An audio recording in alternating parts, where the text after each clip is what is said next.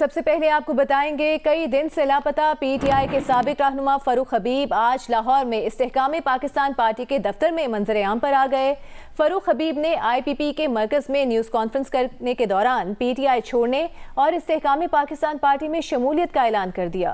फरूख हबीब ने कहा कि वो कायदे आज़म का पाकिस्तान बनाने के लिए पीटीआई में शामिल हुए थे, मगर उन्हें गोगी और बुजदार के दिफा पर लगा दिया गया। उनका ये भी कहना था कि चेयरमैन पीटीआई के पास कोई हाई मॉरल ग्राउंड नहीं है। तोशाखाना के बिना पर नवाज शरीफ और जरदारी पर बहुत तनकीद की, मगर बाद में पता चला कि तोशाखाना से तो चेयरमैन पीटीआई ने खुद भी फ़ायदा उठाया है। तोशाखाना के नाकाबिल दिफा मामले पर मीडिया पर दिफा करने का कहा गया। अल-कादिर यूनिवर्सिटी के मामले को काबीना से बंद लिफाफे में ही मंजूर करा लिया। अदम एतमाद के आईनी तरीके से हुकूमत ख़त्म होने पर हमें पुरतशद्दुद रास्ते पर लगाया गया। अपने बारे में फ़रूख हबीब ने कहा कि वो ये नहीं कहते कि उन पर केसेस ख़त्म कर दिए जाएं, मगर इंसाफ तक रसाई ज़रूर दी जाए।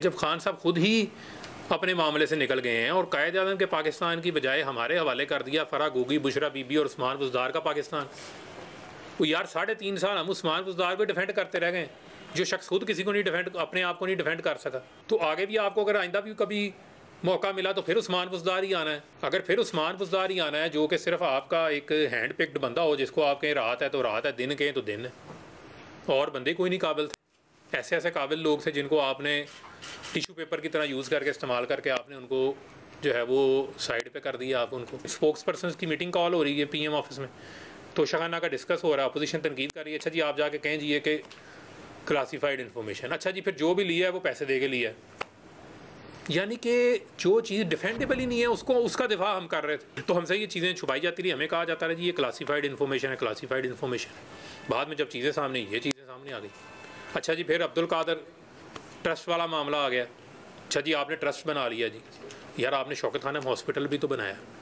शौकत खानम हॉस्पिटल के ऊपर तो कोई सवाल नहीं उठाता, उसके लिए आपने फंड रेजिंग कर ली थी, सब कुछ कर लिया था। अगर आपने अल-कादिर यूनिवर्सिटी ट्रस्ट आपने बनाना था तो आपने जो है वो, मुझे किसी शख्स से कोई इख्तलाफ नहीं है, लेकिन आपने बंद लिफाफे में ही जो है वो पास करवा दिया कैबिनेट से। कैबिनेट को पता ही नहीं किसी को, मैं उसका कैबिनेट का हिस्सा नहीं था, लेकिन जो हुआ यही चीज़ें कोड हो रही हैं ना। जो हाई मॉरल ग्राउंड की बार बार बात होती है, वहाँ पर आपके फिर हाई मॉरल ग्राउंड्स कहाँ पे चले गए? इसका मतलब आपने कॉम्प्रोमाइज़ किया। चेयरमैन पीटीआई को जेल ट्रायल के खिलाफ इस्लामाबाद हाई कोर्ट से रिलीफ नहीं मिल सका। इस्लामाबाद हाई कोर्ट ने दरख्वास्त निपटाते हुए कहा कि चेयरमैन पीटीआई को जेल ट्रायल पर तहफ़्फ़ुज़ात हैं तो ट्रायल कोर्ट से रुजू करें। बज़ाहिर साफ़ा केस के जेल ट्रायल में कोई बदनीयती नजर नहीं आई। जेल ट्रायल सिक्योरिटी के पेश नज़र चेयरमैन पीटीआई के हक में है। चेयरमैन पीटीआई खुद भी अपनी सिक्योरिटी पर मुतादिद बार खदशात का इजहार कर चुके हैं। गजा वॉर रूम से ताज़ा तरीन अपडेट्स के साथ हाजिर हैं और सबसे पहले अपडेट ये है कि गजा पर इस्राएली फौज की वहशियाना बमबारी मुसलसल 10वें रोज भी जारी है, जिसके नतीजे में मजीद 421 शहीद हो गए हैं, जिसके बाद 7 अक्टूबर से जारी बमबारी से शहीद फ़लस्तीनियों की मजमूई तादाद 2750 हो गई है। बमबारी से शहीद फ़लस्तीनियों में 1000 से ज़ायद बच्चे और 400 से ज़ायद ख़वातीन शामिल हैं। गजा में पानी ख़त्म हो चुका है, जिसकी वजह से महसूर और मजलूम फ़लस्तीनियों के प्यास से मरने का खदशा भी पैदा हो गया है। फ़लस्तीनी वज़ारत दाखिला ने कहा है कि 1000 से ज़ायद फ़लस्तीनी इसराइली बमबारी से तबाह इमारतों के मलबे में दबे हुए हैं। मिस्र की जानिब से रफ़ा सरहद न खोलने की वजह से गजा में इंसानी इमदाद भी अब तक नहीं पहुँच सकी है। मिस्र ने गजा से 600 अमरीकी शहरियों के इनखला के लिए अपनी सरहद कुछ घंटों के लिए खोलने का कहा है। इसराइली बमबारी के बाद गजा के 4 अस्पतालों में इलाज बंद हो चुका है, जबकि इसराइल का मजीद 21 अस्पताल खाली करने का हुक्म भी दिया जा चुका है।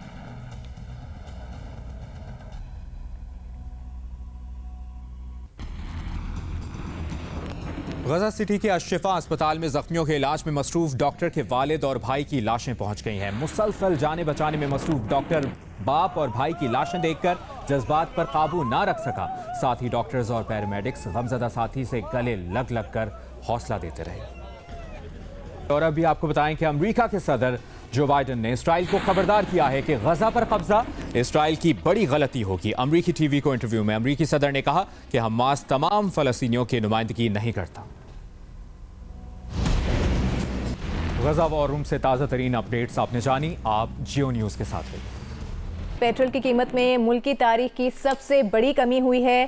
पेट्रोल यकमुश्त 40 रुपये फ़ी लीटर सस्ता कर दिया गया है। पेट्रोल की फ़ी लीटर कीमत 40 रुपये कमी के बाद 283 रुपये 38 पैसे हो गई है, जबकि डीजल की फ़ी लीटर कीमत 15 रुपये कमी के बाद 303 रुपये 18 पैसे हो गई है। माहिरीन का कहना है कि रुपए के मुकाबले में डॉलर की कद्र और तेल की आलमी कीमत में कमी की वजह से आवाम को रिलीफ मिला है। शहरियों ने नई कीमत का खैर मकदम करते हुए सवाल किया कि पेट्रोल के साथ महंगी होने वाली अशिया की कीमतें कब कम होंगी।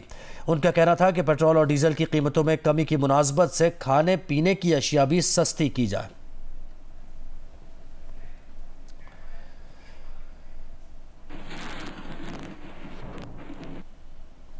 निगरान वज़ीर आज़म अनवारुल हक काकड़ ने कहा है कि पेट्रोल की कीमतों में कमी की मुनासबत से अशियाए ज़रूरत भी सस्ती की जाएं। अपने बयान में निगरान वज़ीर आज़म ने कहा है कि उन्होंने विफाकी और सूबाई हुकूमतों को कीमतों में कमी में लाने का मैकेनिज़्म बनाने की हिदायत की है। तमाम वज़ीर आला बुनियादी अशिया की कीमतों में कमी को यकीनी बनाएं।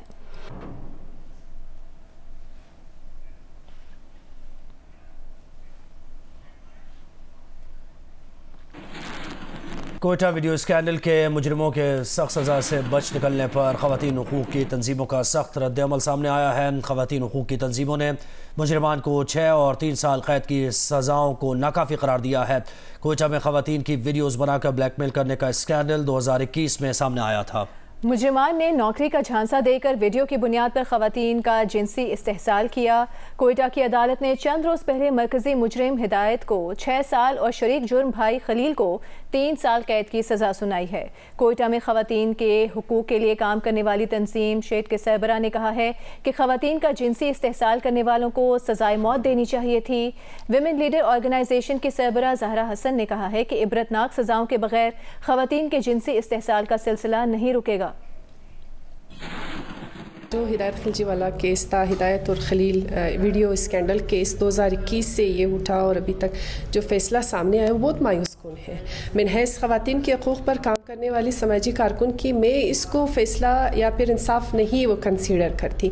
ये तो एक जजमेंट है और जजमेंट गलत भी हो सकता है, सही भी हो सकता है। लाजमी नहीं है कि हर जजमेंट सही हो और इंसाफ का तकाजा यही है कि हिदायत खिलजी को सज़ाए मौत दिया जाता। उसके बाइश उसका शरीक जुर्म था, उसको भी सज़ाए कैद या कैद दिया जाता, क्योंकि बीइंग बलोचिस्तानी खातून में बलोचिस्तान में रहती हुई ख़वातीन की जो हुर्मत है और इज़्ज़त है उसको हम रिवायती तौर पर हर चीज़ से, हर रिश्ता, हर रुतबे से हम ऊपर समझते हैं और ख़वातीन की इज़्ज़त को सबसे अहम इम्पोर्टेंस दिया जाता है। तो ख़वातीन मजबूर होकर घर से निकलती हैं और बाज़ औक़ात इनकी मजबूरी को इनको ब्लैकमेल किया जाता है और इसकी मजबूरी को फ़ायदा उठाते हुए इनके साथ इस तरह की कार्रवाई की जाती है। इसमें एक को 3 साल की कैद सुनाई गई है और एक को 6 साल और एक अभी तक लापता है। तो मेरा ख्याल है ख़वातीन के साथ जो हरासमेंट के किस्सा है और उस हवाले से जो सज़ा है ये बहुत कम है। मेरे अकॉर्डिंग टू मी कि ये इंसाफ के तकाज़ों को पूरा नहीं किया गया। इसमें जो हरासमेंट के हवाले ये इसीलिए केसेस जो है वो ज़्यादा सामने आ रहे हैं क्योंकि हम इस पर कोई स्ट्रिक्ट एक्शन नहीं ले पा रहे। अगर हम इस पर स्ट्रिक्ट एक्शन लेंगे तो ये हरासमेंट के केसेस रुक पाएंगे।